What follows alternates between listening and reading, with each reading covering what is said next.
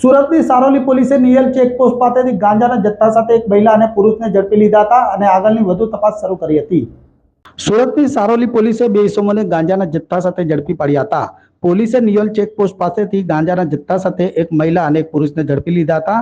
આ બંને ઇસમો ઓરિસ્સાથી સુરત ખાતે ગાંજાનો જથ્થો લઈને આવ્યા હતા।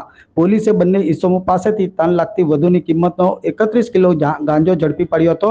સારોલી પોલીસે બંનેની ધરપકડ કરી હતી અને સમગ્ર મામલે તપાસ હાથ ધરી હતી।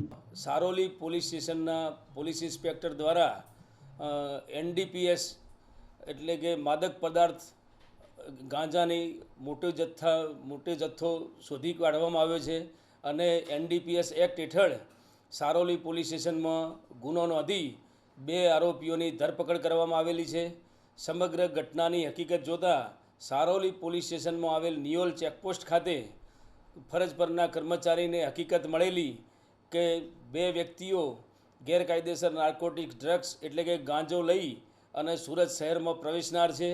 આ બાતમી હકીકત આધારે સારોલી પોલીસ ઇન્સ્પેક્ટર શ્રી દેસાઈ અને તેમની ટીમે NDPSની જોગવાઈઓ હેઠળ આ ગુનાના કામે 2 આરોપીઓને સ્થળ ઉપરથી ગાંજાના 2 થેલા સાથે ઝડપી પાડેલા અને કુલ 31 કિલો 40 ગ્રામ ગાંજાનો જથ્થો હસ્તગત કરેલ છે અને જે ગાંજાની કિંમત જોતાં 3,10,400 રૂપિયાની મત્તાનો ગાંજાનો સીઝ કરવામાં આવેલો છે।